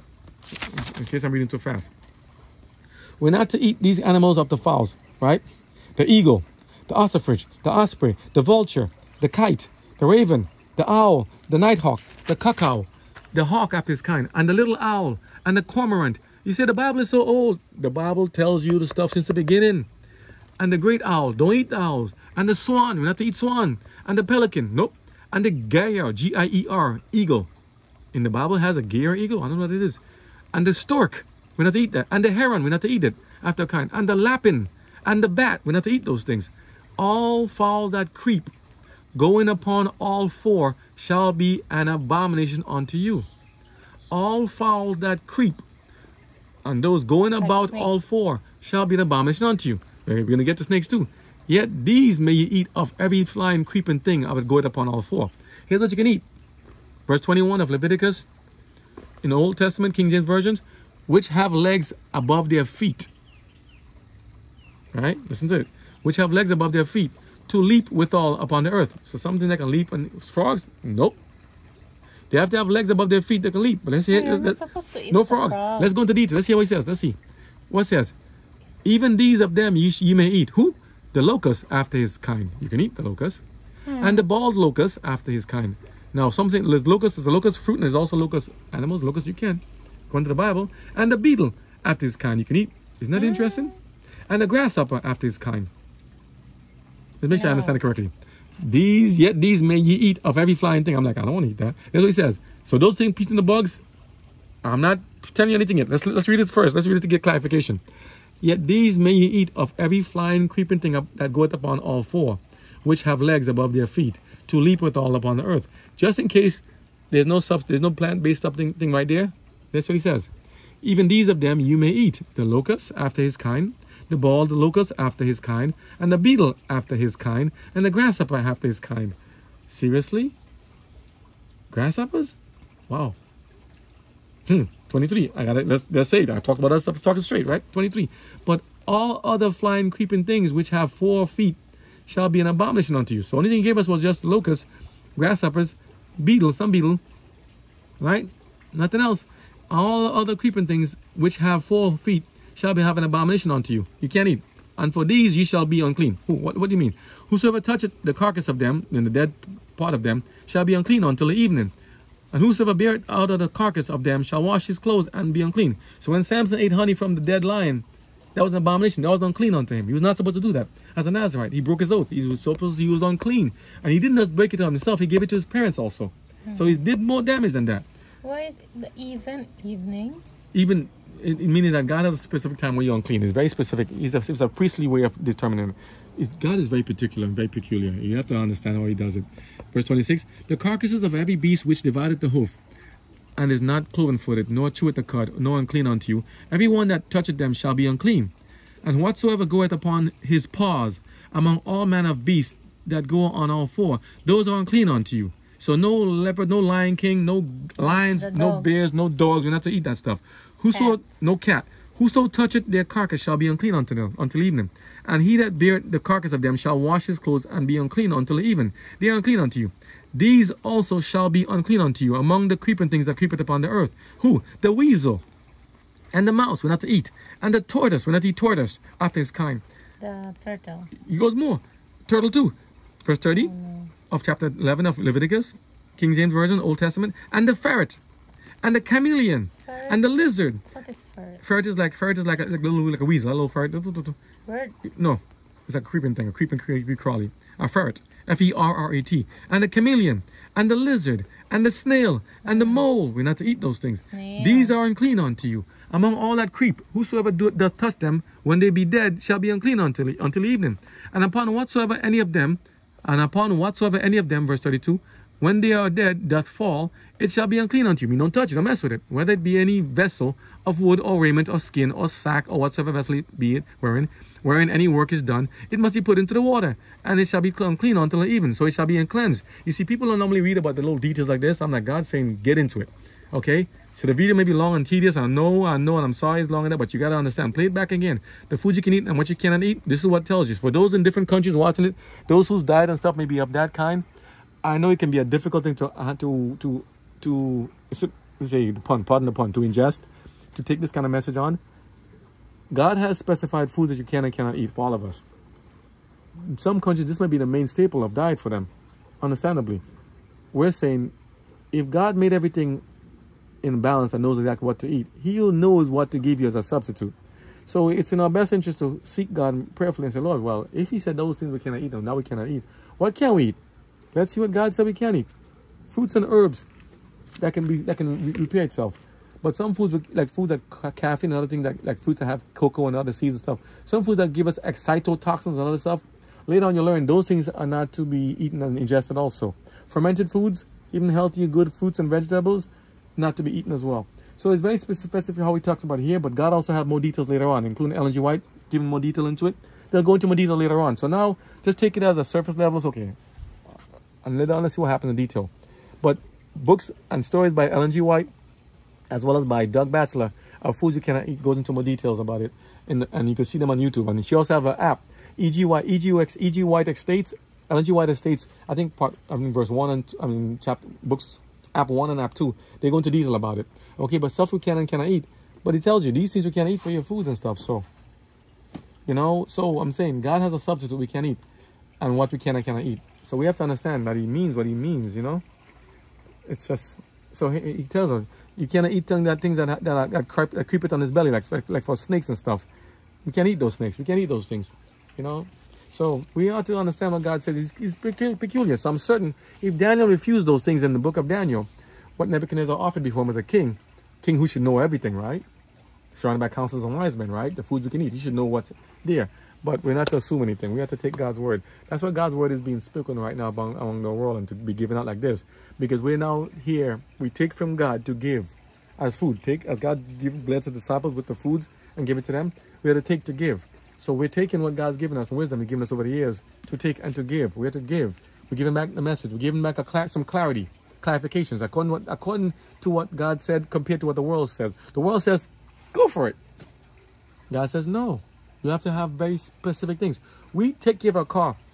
We're not putting oil into the gas tank. We're not putting oil into the antifreeze. We're not putting oil into the seats. We're not putting oil into the floor mats. Why? Because it's destroyed. It would be uninhabitable. So how we can take better care of our car or our phones or our watches or our shirt or our pants and our body, which is so delicate and so wonderfully made and so precious. Our body is so finely tuned and so magnificent. It's such a preserving structure. Your body will do everything it can to preserve and to keep your life going if you're in a bad situation and condition. Even to fast and to hold and to redistribute food and divert energy and divide things. Your brain is processing which to give energy to and how much to do. All this stuff, and it's like, no, I'm not making this symbol about religious. I'm just saying, the brain is controlling every facet of our body. How we should redistribute energy and food. We need vital resources versus others. We're to take better care of our car, on our umbrella, on our house, than we do our own bodies. We can't just eat anything we see. We cannot drink anything we want. It must be godly. We can't just do that. We have to be very careful. Okay? So we're just giving you what God said. So Daniel said, I'm not going to do that. I'm going to do this. Jesus said to do his way. Daniel said, I'm going to follow God's way. And God said, I'm going to bless you for following me. You and the other boys. Those who obey me and are obedient to me, I'll bless you. So what God did for them? Chapter 17. First, he let Daniel become in favor with Melzar, the manager of them. And he said, okay, I did the test as you asked after 10 days. I'll give you the right food to eat. And I'll give you the vegan food, the pulse, which is like the peas and the kind of legumes and beans and lentils type, and water to drink. I'll take away the bad food from you now. All that bad food of enticements we read back in the Old Testament about what's the bad foods to eat. He said, as for these children, what God did for them, as for these 4 children, God gave them knowledge and skill in all learning. They were very wise. They can grasp stuff faster. And children of vegan thing can get information they learn very quick. You can learn a lot of things. God is a blessing in being vegan. Trust me, I'm telling you. Ask most athletes. What most athletes now doing? I see a lot of them going now to vegan, plant-based diets. Because the meat has other things that can defile and block up the pathways and stuff and clog the system. Clog up your GI tract. Plant-based stuff has fiber. You need food to move to your tract. You don't need food to be accumulating and clogging the system. We need food to go through the passage, get through the GI tract. It must be a short transit time. Eat the food, break it to break, and chew your food too. Even plant-based, people not chewing food fast enough. 1, 2, 3, swallow. 1, 2, 3, swallow. No. How many bites? We used to say 21 bites at least. Chew it till you can identify it after. Chew. Masticate the food. M-A-S-T-I-C-A-T. The food. Chew. When you eat some rice, when you come out the other end, I should not be seeing rice grains. I ain't looking, but I'm just saying. You should not be seeing. If a little babies can learn to feed, they understand. They ain't gonna chew. They got 2 teeth. They can barely keep their fingers together. You know, but us humans, adults, we have to chew our foods. Plant-based or animal until you get to the plant-based. Chew your food so fine that you become like this. A pasty mush. You cannot identify. What is this? What is it made up? Can you see what this is? If you can't identify it, I told you in the beginning, but if you can't identify it, that's a good thing. So pretend this is, if you eat meat like rice, it should be like this, a paste, because also digestion starts in the mouth. Amylase, different A-M-Y-L-A-S-E, different enzymes start to break down the food and the carbohydrates and the different structures in your body. Your body needs to have this stuff. The saliva needs to mix with all the food. All that stuff in your mouth, the sticky stuff, your saliva needs to mix. And also drink a lot of water. Water is good for your body. Not too much, but drink enough in moderation so you get dehydrated. Your food needs to have the enzymes mixed with it so that when it gets to the next part of your stomach, it already has a different substrate and enzymes built onto it so you can break it down. God has things so amazingly set together. Evolution got nothing on this. Come on, I'm telling you, we've balanced. Dude, God's way, test him. Try that for 10 days plus and see, like Daniel did, and see if you see a difference. And leave in the comments, let me know if it worked. But don't go starving yourself and saying, oh, and then maybe stop and do this now. Here, again, and I always say too, talk to I have to, because, we don't want nobody to come back and say, you made me do this and I hurt myself, because I don't know what you might do to how you might prepare the food. Plant-based, have it there next to whatever you're eating already. Plant-based foods, a nice balance of foods and stuff, right? At the same time, talk to a professional nutritionist and those who know, studied from a godly perspective what to eat and what not to eat. Ellen G. White tells you what to eat and stuff, what grains and how to prepare foods. Study Ellen G. White's writings and stuff. Google her, okay? Study her books. Download the apps. It tells you. She even taught Kellogg how to prepare and stuff and cereals and foods. Trust me, she knows. Oh, Carver, yeah, she taught Kellogg too. Kellogg's company? Yeah. And then later on, people turned against her and other things because of they took the information and then twisted it, and it's like, no, that's not what you're supposed to do. So, we're saying, but her instructions about the diet and thing. Even Barbara O'Neill now. Barbara O'Neill, B-A-R-A-O-N-E-A-L, I think it is, on YouTube, has videos about different foods to eat and counsels on diets. They have the best thing. There are people out there, nutritionists. I see most people in the world, vegans, people who have different lifestyles are eating plant-based foods now because they see that the meat is not the same. Fish, I know we love fish and everything, but it has a lot of stuff in it now that's not as healthy as it was before. all the runoffs and stuff in the environment and all the pollution and the stuff in there now. Mercury and arsenic, all kind of stuff is in the fish. It's not bad. It's not good. It's not make you sick.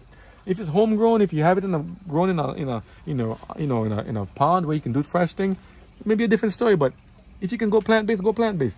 But consult a proper professional nutritionist that is skilled in God's word and understand the message and how to decipher what is true or not.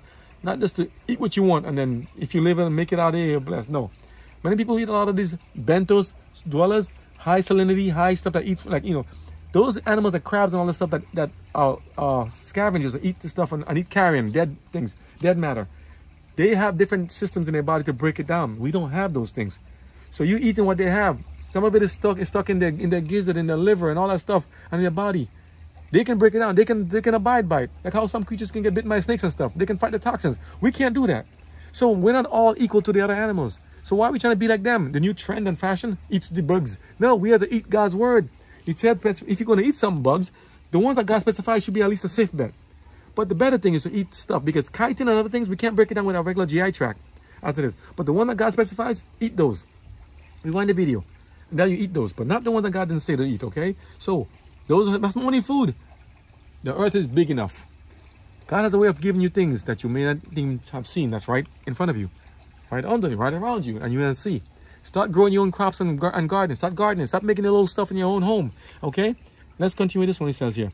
So God gave them blessings for being obedient to his word and following what they said and eating a plant-based diet. He said, and after Nebuchadnezzar, now the king brought them in. He said, okay, let me test them now. Now at the end of the days that the king had said he should bring them in, then the prince of the eunuchs brought them in. This is verse 17, 18 of Daniel chapter 1, King James Version, Old Testament. He brought them in before Nebuchadnezzar the king. And the king communed with them. He said, let me talk to them and see. And among them all was found none like Daniel, Hananiah, Mishael, and Azariah, Daniel, Meshach, Shadrach, and Abednego.